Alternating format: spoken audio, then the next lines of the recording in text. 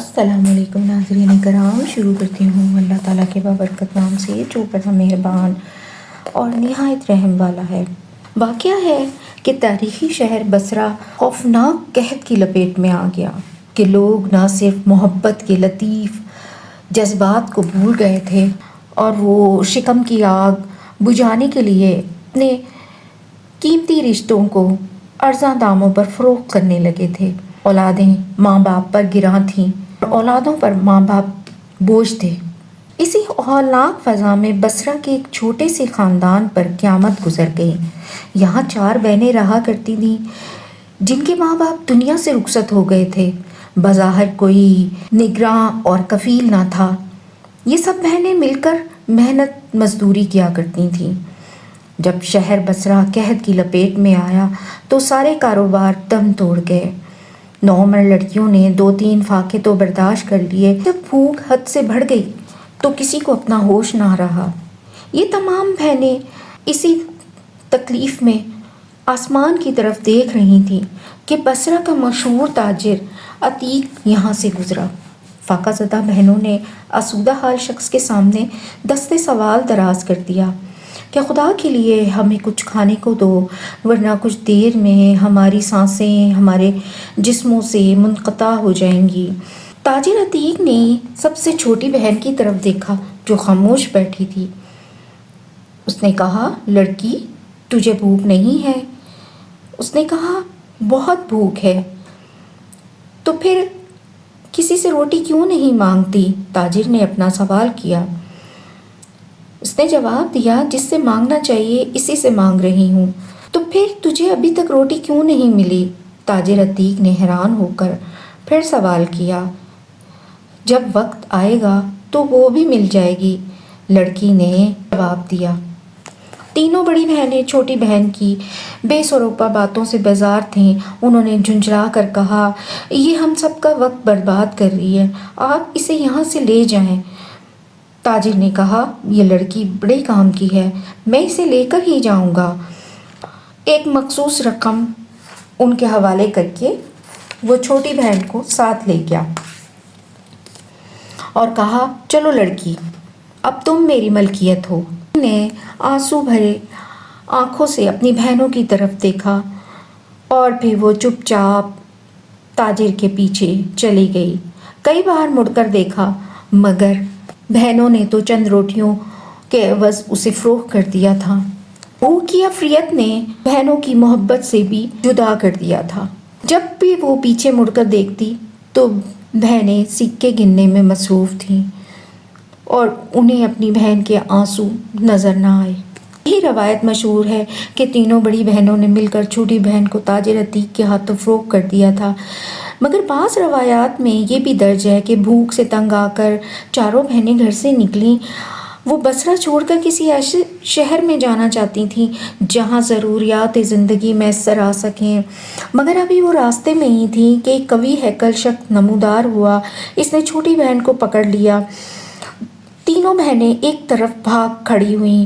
اس سفاک شخص نے 8 سالہ معصوم بچی کو ایک مالدار تاجر عتیق کے ہاتھوں فروخت کر دیا اور یہ معصوم بچی اپنے کاروان سے بچھڑ گئی اور صاحب ثروت انسان کی کنیز بن گئی۔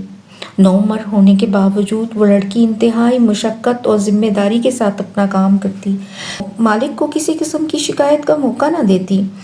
اسی عالم میں کئی سال گزر گئے۔ اب اس لڑکی کی عمر 12-13 برس کے قریب تھی۔ جیسے جیسے عمر بڑھتی جا رہی تھی، لڑکی کے ذوق عبادت میں اضافہ ہوتا جا رہا تھا۔ گھر کے کام کرنے کے بعد وہ رات بھر عبادت میں مصروف رہتی اور صبح ہوتے ہی اپنے آقا کے گھر کے کاموں میں مشغول ہو جاتی اور اس کی خوشنودی حاصل کرنے کی کوشش کرتی۔ محنت نے اس معصوم جان کو تھکا ڈالا اور وہ بیمار ہو گئی۔ مالک نے دیکھا تو کہا کہ تو بیمار ہے۔ لڑکی نے نفی میں آقا کی بات کا جواب دیتے ہوئے کہا کیا میں اپنے فرائض کی ادائیگی میں کسی کوتاہی کی مرتکب ہو رہی ہوں؟